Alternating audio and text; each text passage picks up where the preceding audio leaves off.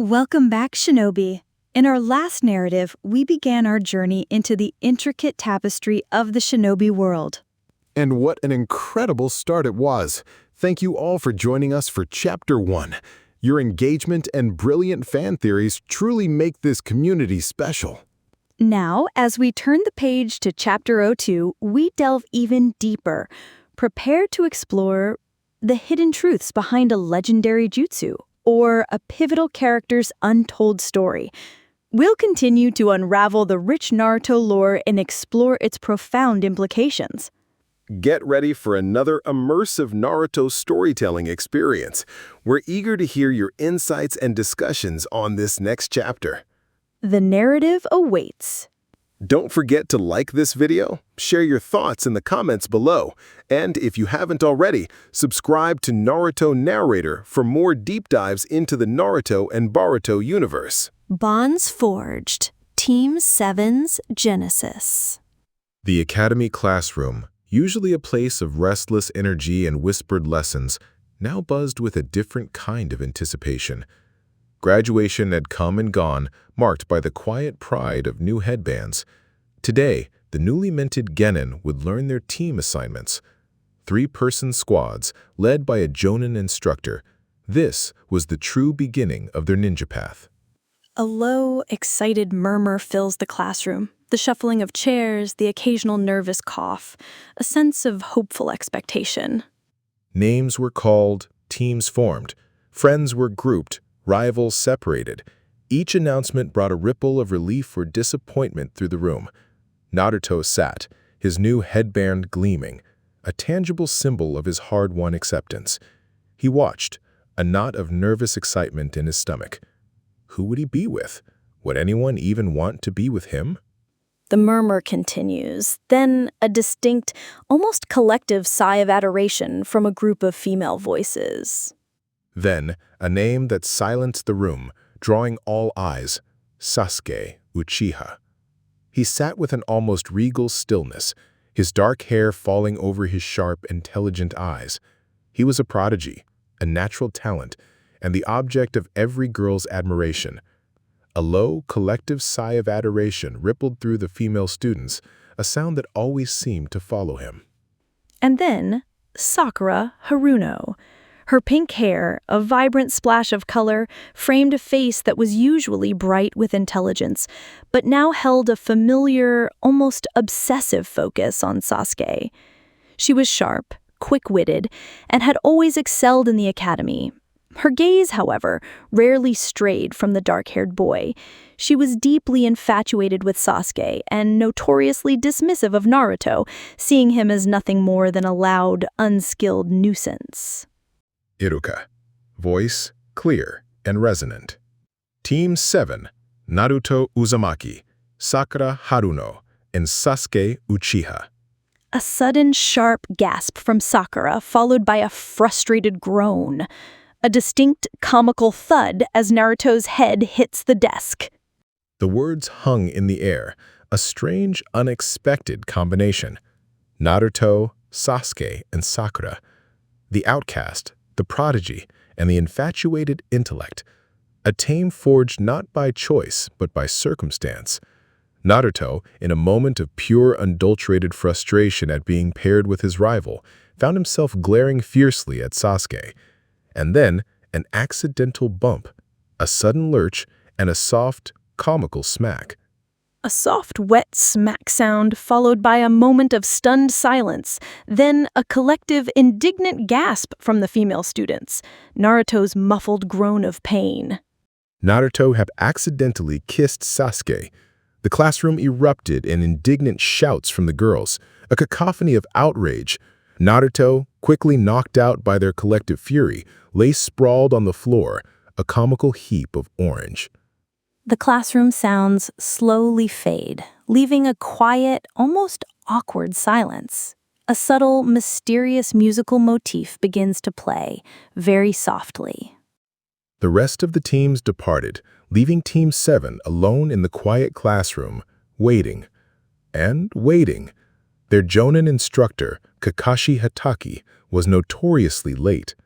Eventually, a figure appeared in the doorway. tall, with gravity-defying silver hair, and most of his face was obscured by a mask and his forehead protector.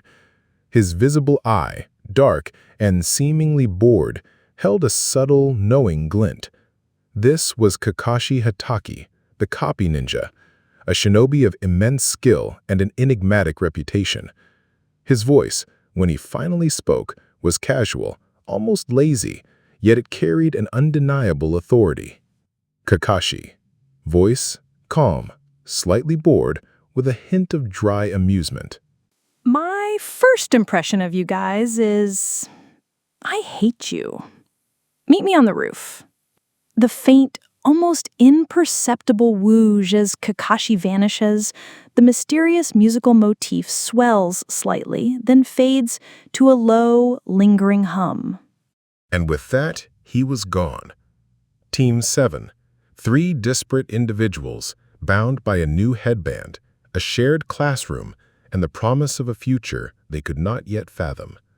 A rivalry, a crush, and a desperate yearning for acceptance, all now intertwined under the guidance of a masked, mysterious sensei. The true journey had just begun.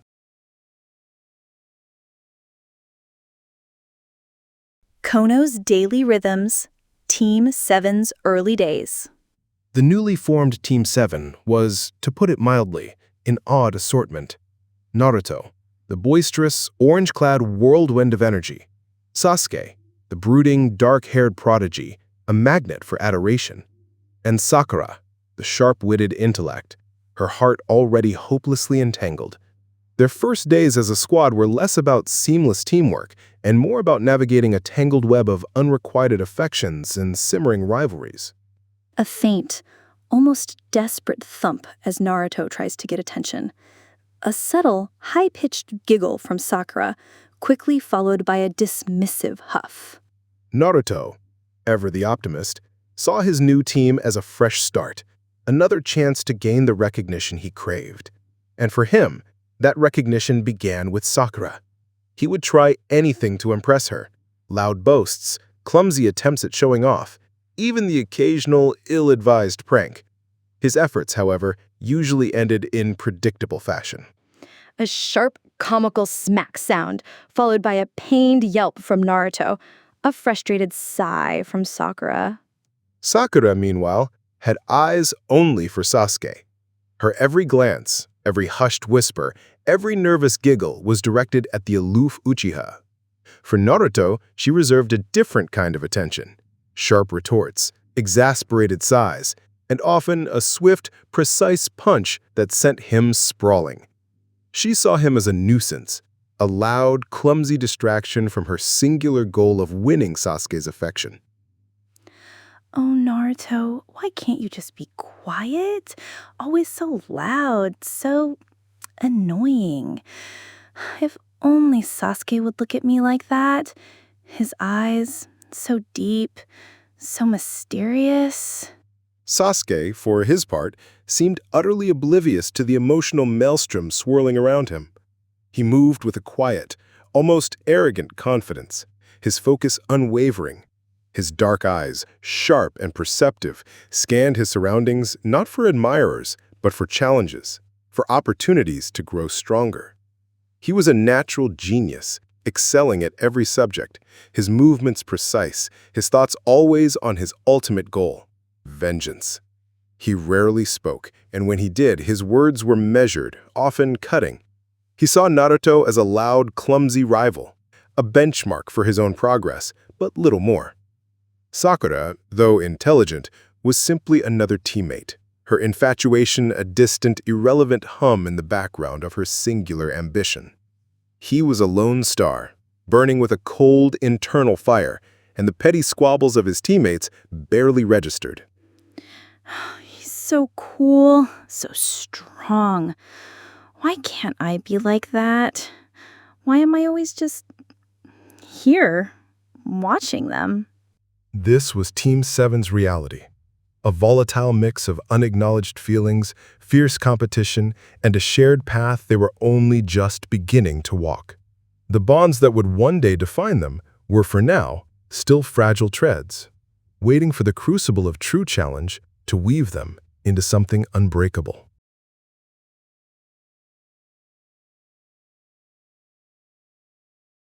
The bell test, the individual challenge.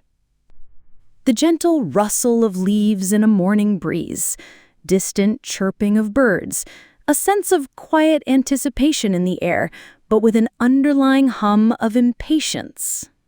The sun was already climbing a high, casting long shadows across the training ground. Naruto, Sasuke, and Sakura stood, restless, their new headbands glinting. They had been told to meet their Jonin instructor, Kakashi Hatake, at dawn. Dawn had long since passed. A soft, almost imperceptible thump as a book is placed on a surface. A casual, almost bored sigh.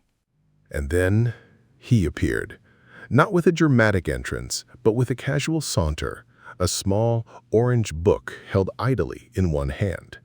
Kakashi Hatake, the copy ninja, was notoriously late. His visible eye, dark and seemingly bored, held a subtle, knowing glint that hinted at depths far beyond his lazy demeanor. Good morning, class. Sorry I'm late. I got lost on the road of life. Naruto, ever the impatient one, immediately erupted in a frustrated shout. Sakura sighed, exasperated. Sasuke merely narrowed his eyes, a flicker of annoyance in his usually stoic gaze. Kakashi, seemingly unfazed, held up two small silver bells. Your assignment is simple.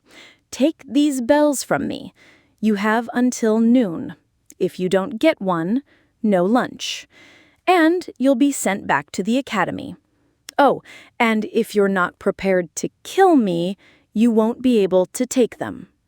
2 bells, 3 genin. The implication was stark. At least one of them would fail. And the demand to kill their sensei, even in a test, sent a shiver down their spines. This was no ordinary academy exercise. This was a test of their very worth as shinobi. But sensei, there are 3 of us, and only 2 bells. And prepared to kill you, that's dangerous. Speak for yourself. Kakashi merely offered an eye smile, the visible corner of his eye crinkling in amusement. He attached the bells to his belt, their faint jingle a constant, mocking reminder of the impossible task. All right. When I say so, you may begin. And then they scattered. 3 young genin, each with their own understanding of what it meant to be a ninja, each with their own strategy.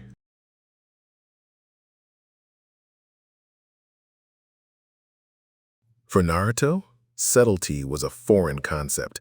He was a whirlwind of orange, a direct, head-on assault. He burst from the undergrowth, ignoring the lessons of stealth, ignoring the overwhelming power of his opponent. His mind, simple and direct, saw only one path: confront the obstacle, overpower it. All right, Sensei, you're going down. Multi-shadow clone jutsu. A rapid series of multiplying poof sounds, filling the air. Dozens of Narutos appear, their shouts echoing. This is immediately followed by a single sharp whoosh of air, then a comical thud and a surprised yelp. The clearing filled with his clones, a chaotic orange-clad army. But Kakashi was faster, a blur of motion, a single precise strike, and the real Naruto was sent flying, caught in a snare trap, dangling upside down from a tree branch. His clones, deprived of their source, vanished in a series of pathetic fizz sounds. What? How did he... His face, usually so expressive, was contorted in a comical mask of frustration and disbelief. He thrashed, trying to free himself, but the ropes held fast. His initial overconfidence had been shattered in an instant, replaced by the familiar sting of humiliation. He was a loud, determined knucklehead, as his creator described him, but against Kakashi, his raw enthusiasm was simply not enough.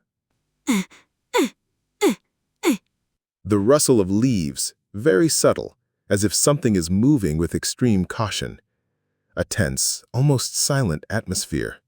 While Naruto flailed, Sasuke moved with the quiet precision of a predator. He was the genius, the prodigy, the one who analyzed, who calculated. He wouldn't waste energy on a frontal assault. He would observe, find the opening, and strike with lethal efficiency. His dark eyes, sharp and perceptive, watched Kakashi from the shadows, assessing every subtle movement, every shift in weight.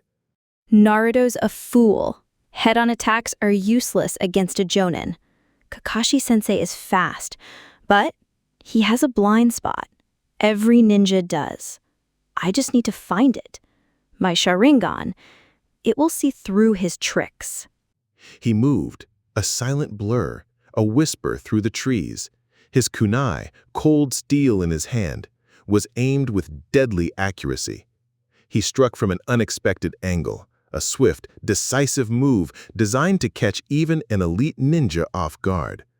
A sharp shink of a kunai being drawn, a rapid, precise whoosh of air, then a sudden, muffled thud and a surprised yelp from Sasuke. But Kakashi was already there. Faster than thought, he appeared behind Sasuke, a hand clamping over his mouth, pulling him down. The world spun, and then a sudden jarring sensation of earth pressing in. Sasuke found himself buried up to his neck, unable to move, his face contorted in a rare display of shock and frustration. His arrogance, his belief in his own superior talent had been utterly, effortlessly countered. He was trapped, humiliated, his calculated strike rendered meaningless. The gap between them was a vast chasm he hadn't anticipated.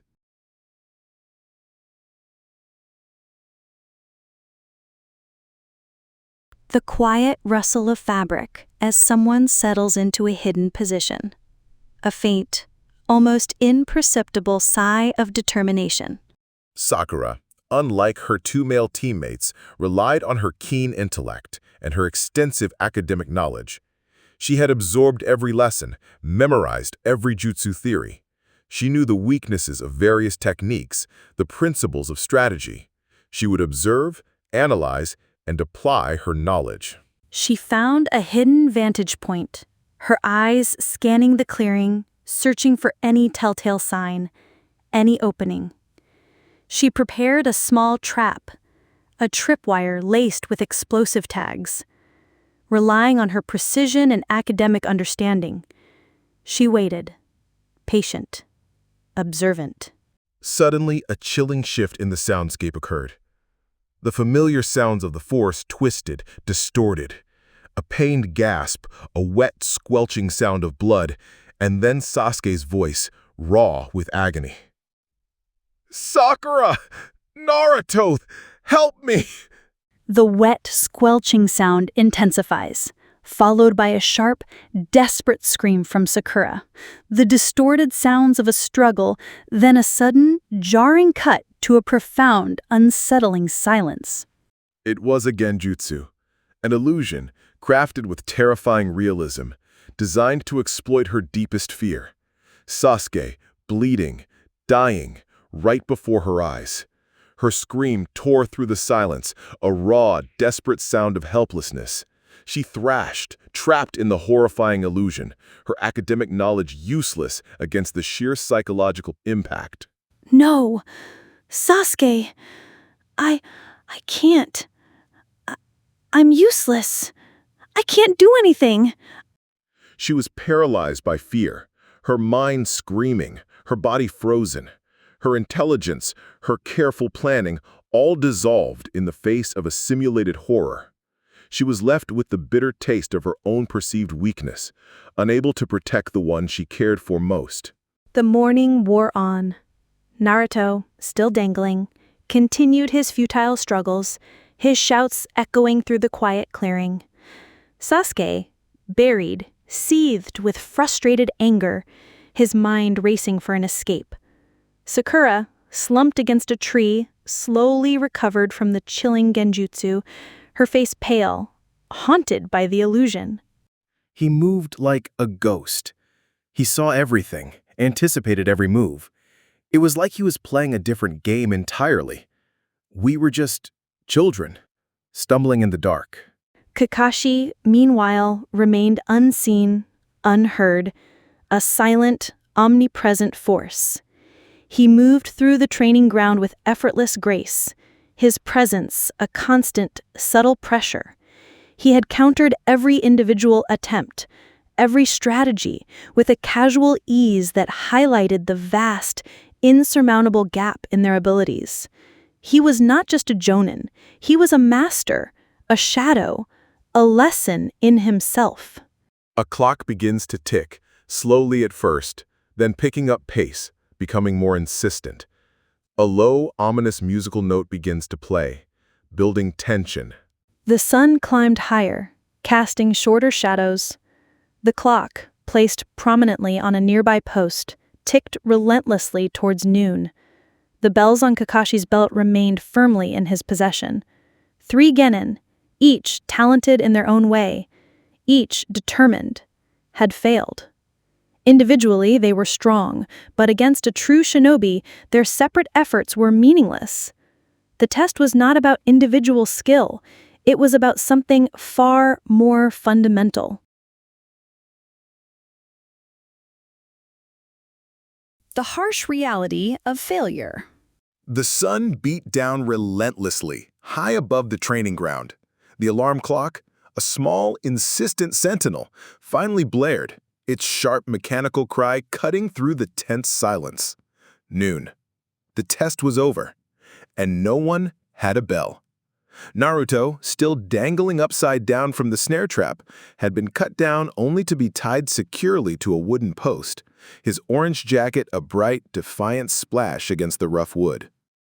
A sharp, insistent beep, beep, beep of an alarm clock, then a click as it silenced, the faint, rhythmic thump-thump of Naruto's stomach rumbling loudly. His stomach, a traitorous beast, rumbled with a loud, embarrassing growl. He hadn't eaten since the night before, a foolish attempt to gain an edge that had only left him weak and famished. Kakashi Sensei, with a casual air that belied the gravity of the situation, placed 3 bento boxes on a nearby post. The aroma of warm rice, savory meat, and fresh vegetables wafted through the air, a cruel torment to Naruto's empty stomach. Kakashi, voice, calm, almost too pleasant. Well, time's up. And it looks like none of you managed to get a bell. That means you all fail. And no lunch for anyone. Especially not for Naruto. He tried to sneak a meal earlier, so he gets tied to the post and watches us eat. And if anyone tries to feed him, they fail immediately. The words hung heavy in the air, a cold, undeniable truth. Failure, and the added sting of watching others eat while hunger gnawed at him. Naruto slumped against the post, the familiar weight of disappointment settled deep in his gut. Kakashi Sensei began to eat, the sounds of his chopsticks clicking, the soft chewing, a symphony of torture to Naruto's ears. Sakura and Sasuke sat nearby, their own bento boxes open, the steam rising from their food. The silence was thick, broken only by the sounds of Kakashi's meal and Naruto's persistent stomach growls. The air was heavy with the scent of food, a tantalizing torment.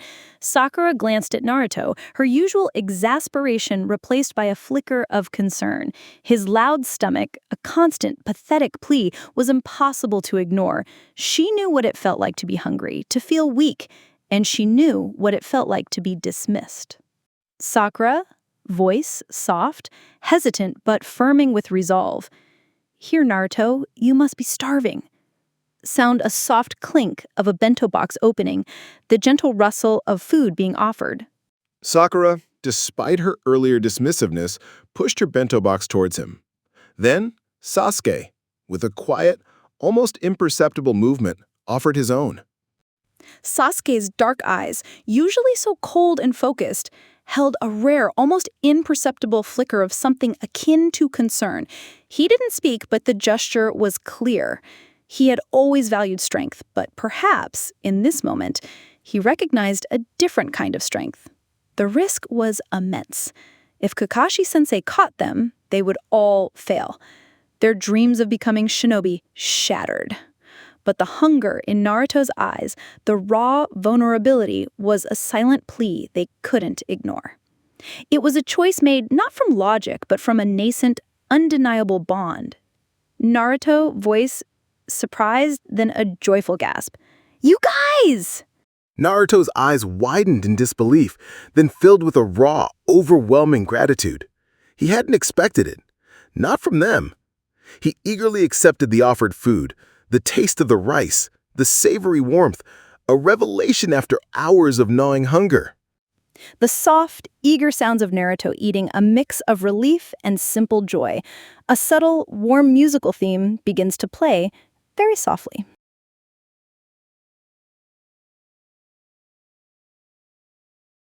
Who's gonna win the test? Just as Naruto took his first bite, a shadow fell over them. Kakashi-sensei stood there, his visible eye crinkling in a familiar, almost amused eye smile. The bento boxes were still open, the shared food undeniable. The moment of truth had arrived. You three. You fail. All of you. The warm musical theme abruptly cuts out, a sharp, tense silence. The words hit them like a physical blow. Failure. Despite their efforts, despite their individual talents, they had failed. Naruto's heart sank. Sakura gasped, a small, desperate sound. Sasuke's jaw tightened, his eyes narrowed in frustration. Do you know why? Because you didn't understand the purpose of this test.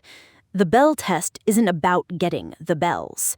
It's about teamwork. It was designed to be impossible for any of you to pass alone.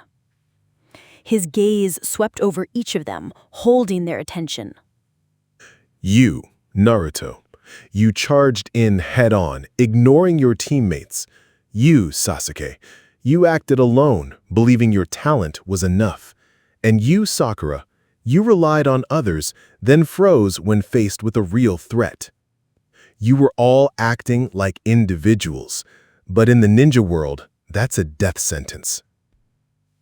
Kakashi-sensei walked over to the memorial stone, his footsteps deliberate, heavy with unspoken history. He looked at the names carved into its smooth surface, his visible eyes softening, a flicker of deep, ancient pain passing through it. The memorial stone stood tall, its gray surface cool beneath the touch of the sun. It was a place of quiet reverence, where the names of fallen heroes were etched forever. The air around it felt heavy with memory, with sacrifice. It was a place where the true cost of peace was silently tallied. The names engraved here, they are heroes. Shinobi who gave their lives for the village. My closest friends are among them.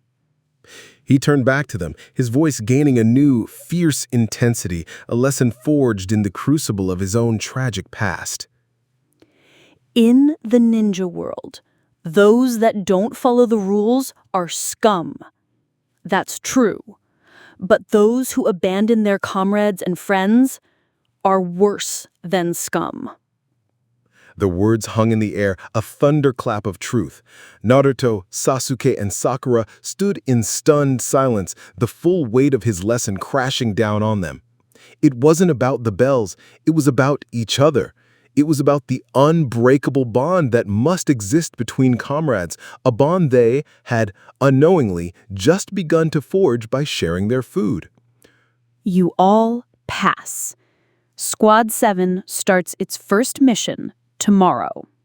A collective gasp of disbelief, then a wave of overwhelming relief. They had passed, not by taking bells, but by breaking a rule for the sake of a comrade. Unveiling ambitions. Later, gathered around a small campfire, the tension of the test had lifted, replaced by a tentative camaraderie. Kakashi-sensei asked them to state their goals, their dreams. My dream is to become the Hokage, and I'm going to make everyone in the village acknowledge me. His voice, still boisterous, now carried the weight of a promise, a dream that had begun with a lonely boy on a swing and was now taking its first determined steps. My dream is to become a strong ninja capable of helping my friends, and to win the heart of a certain someone. Her gaze flickered toward Sasuke, a blush coloring her cheeks, but her voice held a new strength, a quiet determination to overcome her perceived weakness. My ambition is to restore my clan and to kill a certain someone. His words hung in the air, a chilling counterpoint to Naruto's bright optimism, a dark, singular purpose that would one day cast a long, dangerous shadow over their newfound bonds. The crackling of the campfire, a subtle, melancholy musical motif begins to play, hinting at the complex future of Team 7. It fades slowly to silence.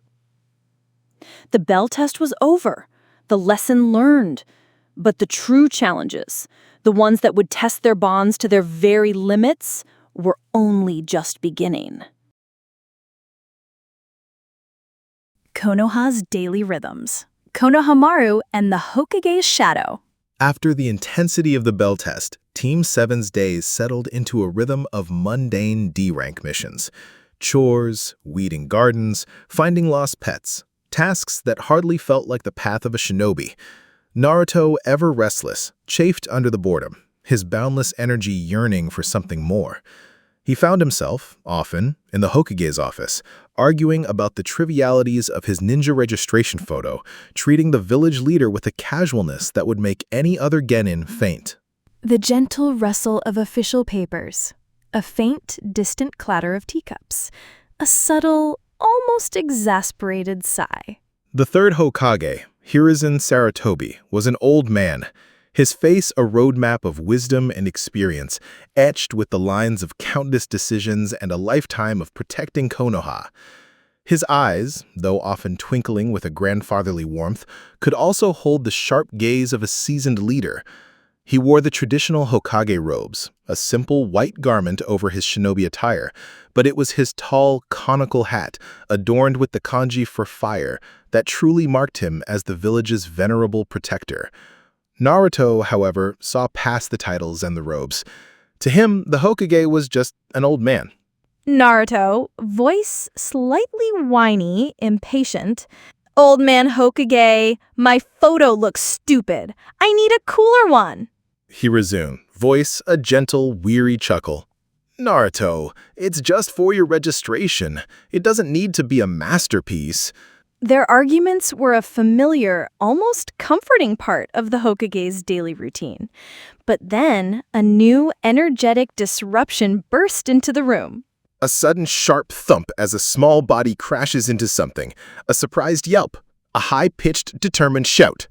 Gramps, prepare to face my wrath. It was Konohamaru Sarutobi, the Hokage's grandson, a small boy with spiky brown hair and a mischievous glint in his eyes that mirrored Naruto's own.